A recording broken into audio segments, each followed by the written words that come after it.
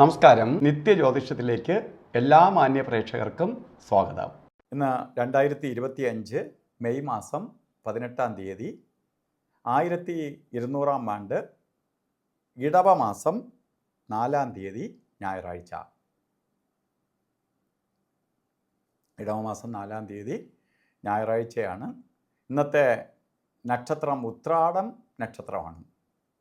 ശുഭനക്ഷത്രമാണ്. ഉത്രാട നക്ഷത്രം ശുഭനക്ഷത്രം.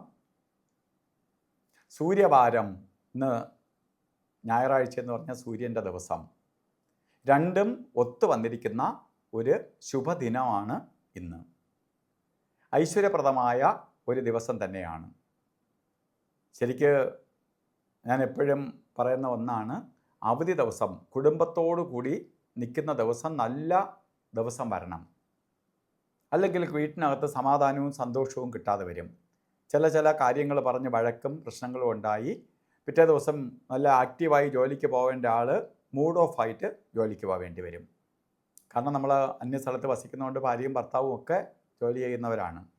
അപ്പോൾ സംഭവിക്കുന്ന കാര്യമെന്ന് പറഞ്ഞാൽ ഒരു മൂഡ് ഓഫ് ആയിട്ട് പോവേണ്ടി വരും. അപ്പോൾ ആൾ ചെന്ന് മേലുദ്യോഗസ്ഥൻ്റെ വായിരിക്കണ കേൾക്കേണ്ടി വരും.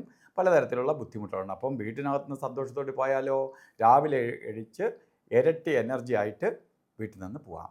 അതുകൊണ്ട് നിങ്ങൾക്ക് നല്ല ദിവസമാണ് നമുക്ക് കിട്ടിയിരിക്കുന്നത്. കാരണം ഞായറാഴ്ച ഉത്രാട നക്ഷത്രം രണ്ടും ഒത്തു വന്നിരിക്കുന്ന ദിവസമാണ്. അപ്പോൾ നല്ലൊരു ദിവസം കിട്ടിയിരിക്കുകയാണ്. എന്ത് കാര്യത്തിനും നമുക്ക് ശുഭപ്രദമായ കാര്യങ്ങൾക്കെല്ലാം പോകാം. അത് വിജയത്തിലേക്ക് വരികയും ചെയ്യും. സന്തോഷത്തിൻ്റെ ദിവസമാണെന്ന് അറിയുക. അതുപോലെ തന്നെ ഇന്ന് ബർത്ത്ഡേ വന്നിട്ടുള്ള ഇടവ മാസത്തിലെ ഉത്രാട നക്ഷത്രം ബർത്ത്ഡേ ആയിട്ട് വന്നിട്ടുള്ളവർക്ക് വാർഷിക ഫലത്തെ ചിന്തിക്കുമ്പോൾ, ഒരു വർഷത്തെ ഫലത്തെ ചിന്തിക്കുമ്പോൾ വളരെ ഐശ്വര്യപ്രദമായ ഒരു വർഷമായിരിക്കും നിങ്ങൾക്ക്. കാരണം വളരെ എന്തൊക്കെ കഷ്ടകാലം നിൽക്കുന്ന സമയമാണെങ്കിൽ പോലും നല്ല ദിവസവും അല്ലെങ്കിൽ ഒക്കെ വന്നിരിക്കുന്നത് കൊണ്ട് ഈ ഒരു വർഷത്തെ ഫലത്തെ ചിന്തിക്കുമ്പോൾ കുറേ ഭാഗ്യദായകമായ അവസ്ഥ ഉണ്ടാവും. കാരണം സൂര്യൻ്റെ ദിവസമാണ്. പ്രകാശിക്കുക എന്ന് പറഞ്ഞാൽ നമ്മൾ ഇറങ്ങുന്ന കാര്യങ്ങൾ വിജയിക്കും. പോകുന്ന കാര്യങ്ങൾക്ക് വിജയം ഉണ്ടാവുകയും അതിലൂടെ നമുക്ക് നേട്ടഫലത്തെ പ്രദാനം ചെയ്ത് തരികയും ചെയ്യും. അതുപോലെ ഇന്നും ഓരോ കാര്യത്തിന് ഇറങ്ങുന്നവർ രാഹുകാല സമയം നോക്കി യാത്ര തിരിക്കുന്നത് നന്നായിരിക്കും. രാഹുകാല സമയം ശരിക്ക് യാത്രയ്ക്ക് മാത്രമേ ബാധകമുള്ളൂ. പ്രത്യേകിച്ച് ശുഭയാത്രകൾ, ദൂരയാത്രകൾ, നല്ല കാര്യങ്ങൾക്ക് പോകുമ്പോൾ ഒക്കെ ശ്രദ്ധിക്കുക. അല്ല അപ്പുറത്തും പോണതിനൊക്കെ നമ്മൾ രാഹുകാലം നോക്കിയിട്ടൊന്നും നോക്കേണ്ടതില്ല. രാഹുകാലം എന്തുകൊണ്ട് പ്രാധാന്യം കൊടുത്ത് പറയുന്നു എന്ന് ചോദിച്ചാൽ, രാഹുകാല സമയത്ത് ശുഭയാത്രകൾ, ദൂരയാത്രകളൊക്കെ ചെയ്യുന്നത് നമ്മളെ പലതരത്തിൽ ചുറ്റിക്കാനിടവരും. അതുകൊണ്ട് രാഹുകാല സമയം വളരെ ശ്രദ്ധിക്കണം.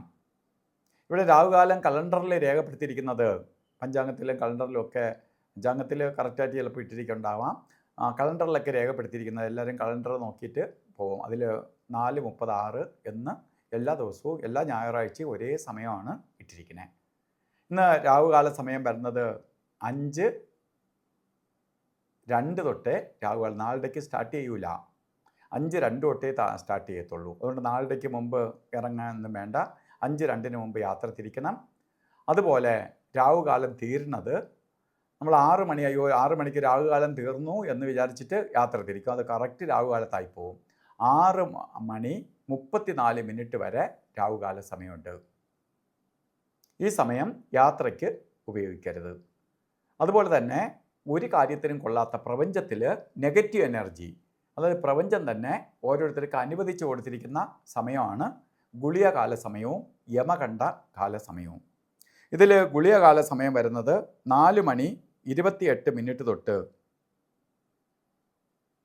5:28 തൊട്ട് 7:02 വരെയും.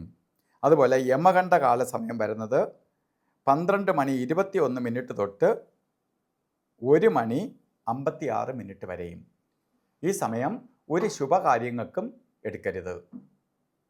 ഈ സമയം ഒരു ശുഭകാര്യങ്ങൾക്കും നല്ലതല്ല. അപ്പോൾ അതുപോലെ ഇന്നും അഭിജിത്ത് മുഹൂർത്തമുണ്ട്. അഭിജിത്ത് മുഹൂർത്തം എന്ന് പറഞ്ഞാൽ എല്ലാ ബാക്കി കൊള്ളാത്ത ദിവസങ്ങളിൽ വരെ കൊള്ളാവുന്ന സമയമാണ് അഭിജിത്ത് മുഹൂർത്തം. കൊള്ളാത്ത സമയത്ത് അപ്പോൾ കൊള്ളാവുന്നുള്ള ദിവസം അതിനേക്കാൾ അതിമധുരം മധുരത്തിനേക്കാൾ അതിമധുരം എന്ന് വേണമെങ്കിൽ പറയാം. ഈ സമയമാണ് അഭിജിത്ത് മുഹൂർത്തം. അഭിജിത്ത് മുഹൂർത്ത സമയം വരുന്നത് ഇന്ന് 11:57 തൊട്ട് 12:45 വരെ. ഇതിലിടയ്ക്കൊരു 4 മിനിറ്റ് നേരമേ കൊള്ളാതെ ഉള്ളൂ അഭിജിത്ത് മുഹൂർത്തം. അതുപോലെ ഇന്ന് ഓരോ കാര്യത്തിന് ഇറങ്ങുമ്പോഴും വസ്ത്രധാരണത്തിന് വളരെ പ്രാധാന്യം കൊടുക്കണം. വസ്ത്രധാരണത്തിന് പ്രാധാന്യം കൊടുക്കണം. റെഡ് കളറോ റോസ് കളറോ അല്ലെങ്കിൽ താമരപ്പൂവിൻ്റെ കളറോ ചുടുകല്ലിൻ്റെ കളറോ ഒക്കെ ആയിട്ടുള്ള വസ്ത്രം നമുക്ക് വസ്ത്രധാരണത്തിൽ ഉൾപ്പെടുത്തണം. അതില്ലെങ്കിൽ തന്നെ ഒരു കർച്ചീപ്പായിട്ടെങ്കിലും കയ്യിൽ കരുതണം. കാരണം പ്രപഞ്ചത്തിൽ ആ ഗ്രഹത്തിൻ്റെ കളറുണ്ട്, നമുക്ക് കാണാൻ പറ്റില്ല. നമുക്ക് പ്രപഞ്ചത്തിലുള്ള ഒരു കളറും കാണാൻ പറ്റില്ല. നമ്മൾ പുറത്തേക്ക് നോക്കി നിന്നാൽ ഒരു കളറും കാണാൻ പറ്റില്ല. നമ്മൾ എന്തെങ്കിലും ഒരു ഇലയിലേക്ക് നോക്കിയാൽ പച്ച കാണാം, അങ്ങനെ കാണാൻ പറ്റുന്ന അല്ലാതെ നമ്മൾ പ്രപഞ്ചത്തിലെ വായുവിലേക്ക് നോക്കി നിന്നാൽ നമുക്കൊരു കളറും കാണാൻ പറ്റത്തില്ല. ആ കളറെല്ലാം ഉണ്ട്, അന്ന് ആ ഗ്രഹത്തിൻ്റെ കളറുണ്ട്. അതുകൊണ്ട് ആ കളറിലുള്ള വസ്ത്രധാരണം ധരിച്ചുകൊണ്ട് യാത്ര തിരിക്കുന്നത് നമ്മളിലേക്ക് പോസിറ്റീവ് എനർജി കൂട്ടാനും കുറച്ചുകൂടി ഉന്മേഷവും ഉണർവും നമ്മൾ കുറച്ചുകൂടി ആക്റ്റീവ് ആവാൻ സഹായിക്കും. അപ്പോൾ ഇന്നത്തെ ദിവസം എല്ലാവർക്കും നല്ല സമയമാണ്. നല്ലത് വരട്ടെ എന്ന് പ്രാർത്ഥിച്ചുകൊണ്ട് നിർത്തുന്നു. നന്ദി, നമസ്കാരം.